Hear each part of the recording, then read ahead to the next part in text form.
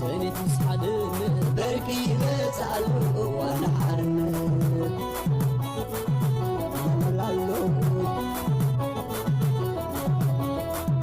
أبزقوا أهدف إشمت مزمزة نتم كل سنة دوا مسكرزة زمن مسافتي من بعرف ماما زمن سندري لا تعصر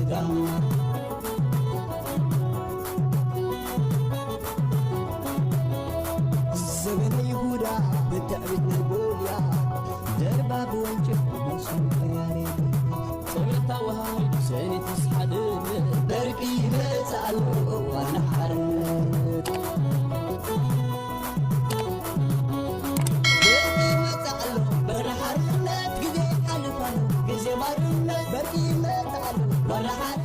السلام كما يتوعلو زغبركم تخاطتلت يماني انفو ميديا نلو مسوني على 4 ورحة مشتا خلتشن اسران شدشتن كم تلمود زتفل علي وانا ويان حاد صرت زعباتتن زيناتتن عيزلكم متسألخو مكتالكم بقدم نتزغربلكم كبرات تخاطتلتي كم زفلت أبزو سامنتات زي منغستا أمريكا أبلعلي إيرترا زلو مرقصين من فتاشين كومون أبلعلي إيرترا تنبيروم زصنحو قداتات نملعلن تبقصتات كم زجمره بزتفلالي معكنا زينا كقلص قني رويتاتون كوهابلو قنيلو بز مسرت مار تي ركبات اب ግብጽي اب كالي بوتان اندايركت مالتي بزي وقعو مقد خكايد دحر مغناي سرعه تقدف لو معنتي بمينستر غدايات وصا انفورميشن بيلو زوصو حدش حتتا وي حدش حبريتا لو سرعه تقدف نزي قبره ملسي يبلو انتاي زبل زلو لالاونتنا انت تخبيرو اب ريجينال بيس ويك اب زناي كبابي زلو سلام ابرتعنا خنسرحن كن قبلو خم نخيلن يلو تسفاتات يبلو سرعه تقدف مالتي مس امريكا زمدن نمهياش ازي تقدف كنصقو خم زي كل ردو نغري مخنياتو ابز حلفه بعلو طول كملاخي ون اب محبراو ميديا وصيو مس امريكا زمدنو خعري كم زدلن دحر نويح عامتات خنقبلو خم زلنا ولا اندات حسناون كنقبلو اينايلو تزاريب نيري قد عامت السكرو يخم كلا يغزيونا بزز حلفه قرب قدم قربون دقيمو نيري سلازي سرعه قدف انت يزبل زلو نمعراق دلو مخانو بزا قطم بار ابز سامنتات زي مس ايثيوبياون باندايركت زخونو كم زبلكم زلو وقعويان زيكونو ناي معراق ركبات يكايدو خم زلو يزنقر زلو ازي زكايد زلو دما بزي بولايز سبال حدا وكيلنا امريكا سبيشال ريبورتر اب ايرتران ايثيوبيان تسيمو زلو بو منغوجنتي زكايد زلو زي عرباو مبقل زلو فليلوخ مس قبص زكايد زلو ركباتون نص مرحو زلو مالتي حجي تشكر كوين زلو زرعه تقدف مچم نزوم صمدو يلو حيزوم ناب زي تدلي متفنانن مس فلايكا نتግራይ ناب مس منغس ايثيوبيا زلو خنتات ناب كفتح زي كلو الدرجه زبصحم زلو حانت معالت عدل انترخيبو هقدفت انتينووم ناب سلامو ويقا نابتا زرربو خمزاتو ردو خون اللو مالتي ابز حلفه بتدغاغا من نغيرنا هنا بهرنا هقدف زي فلت بوليتيكينيا يخبل ايكلني سلازي سرعه هقدف حجي دلو كوينخم زلو يرغاغص الله بزي اوصيو زلو حتتانا لو ما انت مالتي زغطر معبالتات جن انتاي خون حبير كازراي بغاله مداي ازي امريكا وسيداتو زلا سغومتي ابلعلي ايرترا بفلاي دما ازي ابلعلي دق سبات ابلعلي هومانيتاريان ايمين ناي سبعو مسلات زلو نغرات ندحريت قديف كاز غبر زلو ركبات بستفلالي ولق سباتن اورغانايزيشنات تقاومتات كغطمو انيلو كم تريو زلوهم حدا persecution كريستيان persecution زبل اورغانايزيشن حدا مغلص اوصيلو ازي منغس امريكا وسيلو زلو سغمتي نزمدنا محياش زدغف اكو انتخونه ግን اب ኤርትራ ነነዊሕ ዓመታት ጸንሐ ባህሊ ናይ መሰል ደቂ ሰባት መግሃዝን ኮሙን አመንቲ ዝተፈላልዩ ሃይማኖታት አሲርካ ናይ ምስቃይ ባህልን ከይተወገደን ንዑ ከይተፈትሐን اب አብያተ ማእሰርቱ ዘለው ኡስራት ብሙሎም ከይተፈትሑን ከምዛ ዓይነት ስጉምቲ ሙሳድ ፍላይካ እጋዳታት ገለ ኣብ ልዕሊ ስርዓት ዝምልዓል ቅቡል ከም ዘይኮነ ኣውፅኢሎ ማለት እዩ መግለጺ እዚ ባይ ዘ ወይ ካብ ብዙሓት ኦርጋናይዜሽንስ ዝወፅ ዘሎ መግለጺታት ገሊኡ ስለ ዝሓልፈና ዘሎ እምበር ብዙሕ ተቃውሞ እዩ ዝገጥሞ ዘሎ እንተኾነ ከም በዓል ኣሜሪካ ዝበለ ሃገራት ኣብ ሰዓት እዚ ዝምድነን ስለ ዘገድሰን ብፍላይ ካብ ምዚ ናይ ማእከላይ ምብራቅ ኩነታት ክወስዶ ዝኸላ ስጉምቲ ኣብ ግምት ኣቲኻ እዚ ምንታን ከየጋጥም ኢና እምበር ካብ ሕጂ ኣትሒዝካ ዲፕሎማስያዊ ስራሕት ክስራሕ ከም ዘለዎን ዓለም ለኻዊ ኦርጋናይዜሽናት እዮም ካልኦት እውን ኣፍልጦም እንታይ ክህልዎም ብዛዕባ እዚ ጉዳይ እዚ ኣበርቲዕካ ክስራሕ ከም ዘለዎን ኣብ ቀጻሊ ንዛረበሉ ማለት እዩ ካልእ ዘቕረበልኩም ክቡራት ተኸታተልቲ እዚ ትሪእዎ ዘለኹም ኢንተርቪው ዝገብር ዘሎ ሓደ እስራኤላዊ ወሃቢ ቃል ናይ መንግስቲ እስራኤል ዝነበረ ብሓደ እዋን እዩ ትዝክርዎ ኢኹም ብዙሓት ወታደራዊ ክዳን ተኸዲኑ ኣብዚ ናይ እስራኤል ኩነታት እውን ወሃቢ ቃል ገለ ዝነበረ እዩ ኣብ ገለ እዋን እውን ናይ እስራኤል ናይ ፒስ ኪፒንግ ወይ ከዓ ናይ እስራኤል ሓደ ፒስ ኪፒንግ ኣምባሳደር ኮይኑ ኣብ ዩናይትድ ኔሽንስ ዝሰርሕ ዝነበረ እዩ ኣብ ሓደ ዩቱብ ቻነል ዓብዪ ዩቱብ ቻነል ዝዛረቦ ዘሎ ዘረባ ብዛዕባ ናይ ቀርኒ ኣፍሪቃ ብጣዕሚ ኢንተረስቲንግ ዝኾነ ኣርእስቲ ልዒሉ እዩ ዝዛረብ ዘሎ ናይ እስራኤል ጉዳይ መቸን ከም ትፈልጦ ኣብ ኢስት ኣፍሪቃ ትኽተሎ ፖሊሲ ናይ እስራኤል ሕጂ እንዳበርሀ ዝኸይዱ ዘሎ እምበር ንፁር ኣይኮነን ነይሩ ኣብዚ ዝርርቦም ግን እንታይ እዮም ዝብሉ ዘለዉ ኣብዚ ቀርኒ ኣፍሪቃ ኣብዚ ሕጂ እዋን ዘሎ ኣሰላልፋ እዮም ዝገልፁ ፀኒሖም እዚ ዝገልፅዎ ዘሎ ኣሰላልፋ ብፍላይ ድማ እስራኤል ኣብዚ ሕጂ እዋን ምስ ሶማሊላንድ ኢትዮጵያን ዩናይትድ ኣረብ ኤምሬትን ዘጠቓለለ ኣንጻር ናይ ቱርኪ ኤክስፓንሽን ወይ ከዓ ከም ናይ ኮሎናይዜሽን ኒዮ ኮሎናሊዝም ዝዓይነቱ ናይ ቱርኪ ኤክስፓንሽን ኣንጻሩ ዝኸይድ ስራሕ ይጅምሩ ከም ዘለውን እዚ ድማ ኣዝዩ ኣገዳስን ዘዋፅእ ስራሕ ምዃኑን እዩ ብኩርዓት ዝገልጽ ዘሎ ማለት እዩ ኣብዚ ሰፊሕ ኣርእስቲ የልዒሉ ስለምንታይ ኢትዮጵያ ከም ተመርፀት ኢትዮጵያ ኣብቲ ከባቢ ክትገብሮ ዘለዋ ነገር ግን ክትጥንቀቆ ዘለዋ ነገር ብዙሕ እዩ ተዛሪቡ ግን ናይ እስራኤል መርገፂ ግን ብፍላይ ኣብ ልዕሊ እዞም ሕቱ ዝበሃሉ ዕጡቃት ዘሎ ፀቕጢ ንምዕባይ ወይ ከዓ ንዕኦም ቻለንጅ ንምግባር ከምኡውን ኣብቲ ከባቢ ሓይላ ንምርኣይ ምስ ሶማሊላንድ ዝወሰደቶ ዕርክነት ኣዝዩ ኣገዳስን ንነዊሕ እዋን ተሓሰበሉ ነገር ከም ዝነበረን ንሶማሊላንድ እውን ማሕበረሰብ ዓለም ብዙሕ ነገር ጌራ እንዳሃለወት ካብ ካልኦት ሃገራት ንላዕሊ ካብተን ሃገር ኮይነን ዝፍለጣ ሃገራት ንላዕሊ ብኩሉ መለክዒ ቀዲማ እንዳሃለወት ማሕበረሰብ ዓለም ረሲዕዋ ዝነበረት ሃገር ከምዚ ጌርና ኣፍሊጥና ምስ ሶማሊላንድ ዕርክነትና ክንቅፅሎ ኢና ዝብል መርገፂ እውን ኣብዚ ክዛረብ እዩ ዝስማዕ ብዛዕባ ናይ ኣብ ኤርትራ ዘሎ ጉዳይ ገለውን ተዛሪቦም ኣልዒሎም ንለው በዚ ናይ ኢትዮጵያ ናይ ወደብ ምድላይ ከመይ ካ ትሪኦ ገለመለኢሉ ምስ ሓተቶ እንታይ ዝብል ኢትዮጵያ እቲ ጉዳይ ሱ ናይ ግድን ክትገብሮ ዘለዋ ጉዳይ ዝብል ብፍላይ እዚ ናይ ባሕሪ ኣክሰስ ናይ ግድን እዩ ዘድልያ ግን ከዓ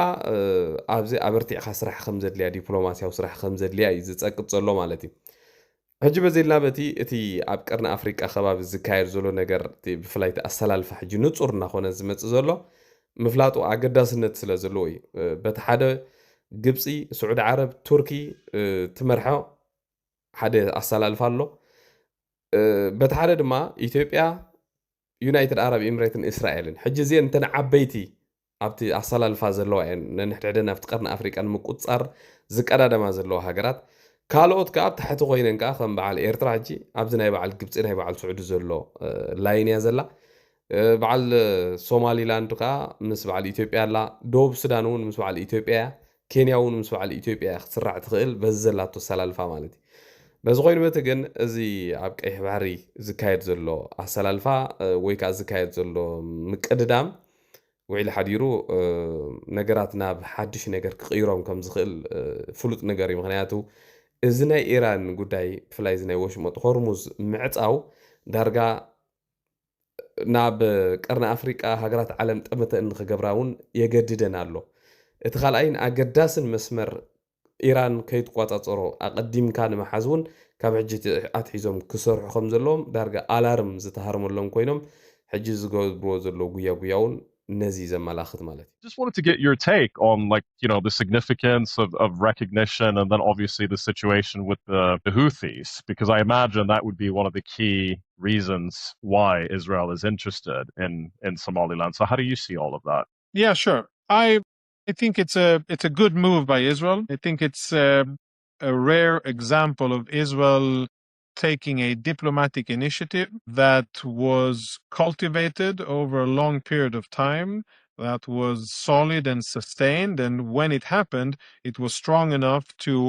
endure the external pressure and the backlash that everybody knew was going to come, and it came. Yet Israel and Somaliland were able to endure it together with Ethiopia, together with the Emirates, and I think it's a pretty smart move that I commend. I wouldn't read too much into it. Yes, it's a good wedge against Turkish imperialist expansionism in the Horn of Africa. Yes, it will provide intel, military, and economic benefits in the Bab el-Mandeb area, and it'll be able to serve strategic purposes of Israel in that area. That's good.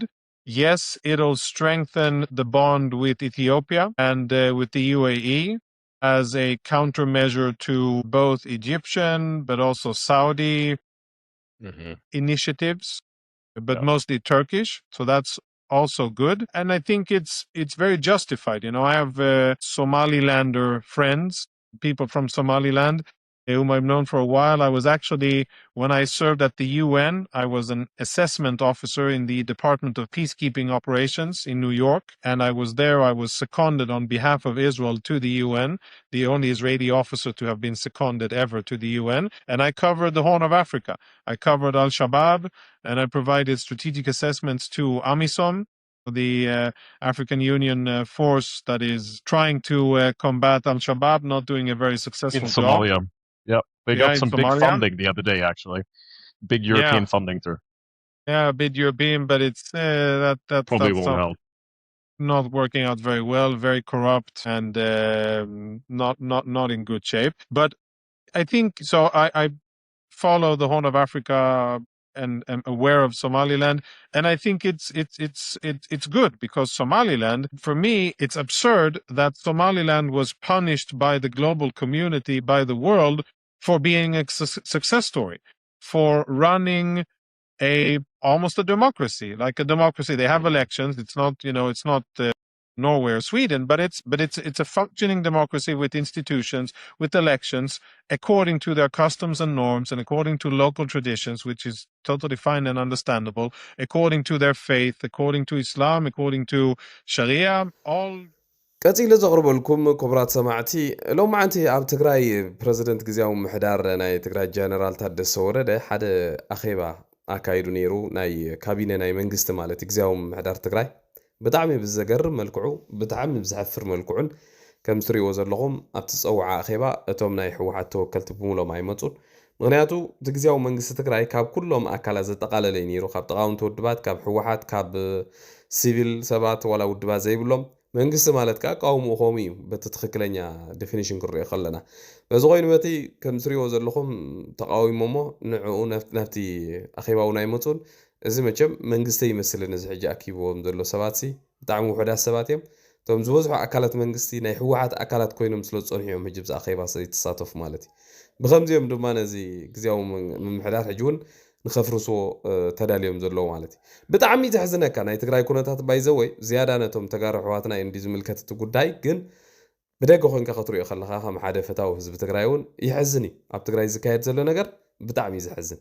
መወዳእቱ እንታይ ክኸውን ግን ሓቢርካ ዝርከብ ካልእ ዘቕርበልኩም ክቡራት ተኸታተልቲ ሎማዓንቲ ኣብ ሃገረ ጀርመን ኣብ ላይፕሲግ ትበሃል ከተማ ሓደ መኪና ዝዝውር ሰብ ናብ ብዙሕ ሰባት ዘለዎ ብመኪና ንሂሩ ብምእታው ብዙሓት ሰባት ኣቑሲሉሎ ብዙሓት ሰባት ከም ዝሞቱ እዩ ዝንገር ዘሎ ኣይ ቲንክ ሕጂ ከማን እቲ ኩነታት ተፈፂሙ ቅድሚ ገለ ሰዓታት ብጣዕሚ ዘሕዝን ኣብ ጀርመን ብተደጋጋሚ እዚ ጉዳይ እዚ ዝፍፀም መብዛሕትኡ ግዜ ኣብዚ ከባቢ ክሪስማስ ኢልና ንፅውዖ ኣብ ዝግበር ዕዳጋታት ወይ እቲ ባህላዊ ኣገባብ ዝጥቀምሉ ዕዳጋታት ኣብ ደገ ዝተኽልዎ ድኳናት ኣብኡ ዝፍፀም ነይሩ ሕጂ ግን ዳርጋ ኣብ ዝኾነ ሰዓት እውን ፍፅሞ ከም ዘለዉ እዩ ዘረዳእካ ዘሕዝን እዩ ኣብ ጀርመን ዳርጋ ከም ልሙድ ተግባራት እንዳኾነ ይመፅእ ኣሎ በዛ ኣጋጣሚ ኣብ ዝኾነ እኩብ ቦታታት ፍላይ ሕጂ ሳምር ስለ ዝኾነ ኣብ መዘናግዒ ቦታ ዲብ ካልእ ሰባት ዝእከብሉ ጥንቃቐታት ክትገብሩ መንግስቲ ጀርመን እውን ትእዛዝ ኣመሓላሊፉሎ ጀርመን ጥራሕ ዘይኮነ ሓፈሻዊ መላእ ኤውሮጳ ከበድቲ ዝኾኑ ሽግራት ክፍጠሩ ከም ዝኽእሉ ፍላይ ምዚ ናይ ኢራን ጉዳይ እውን ናይ ፍልስጤም ጉዳይ ነገራት እንዳተኻረሩ እዮም ዝኸዱ ዘለዉ ጥንቃቐታት ግበሩ ኢኹም ኣብ መወዳእታ ዘቕርበልኩም ክቡራት ሰማዕቲ ኣብ ሱዳን ዘሎ ኩነታት ሕጂ እውን ናብ ካልእ ዝተፈልየ ኩነታት እንዳተሰጋገረ ይመፅእ ኣሎ ትማሊ ሓቢረኩም ነይረ ኣብ ካርቱም ከባቢኣን ዝተፈላለዩ ናይ ድሮን ደብዳባት ይካየድ ነይሩ ሎማዓንቲ ድማ ኣብ ካርቱም ማዕርፎ ነፈርቲ ካልኦት ዓበይቲ ፋብሪካታት ዝተፈላለዩ ናይ ሰበስልጣን ገዛውትን ብድሮን ታርጌት ተገይሩ ብዝሕ ዘለዎን ድሮናት ንከተማ ካርቱም ኣናዊፀና ኣውዒለን ኣለዋ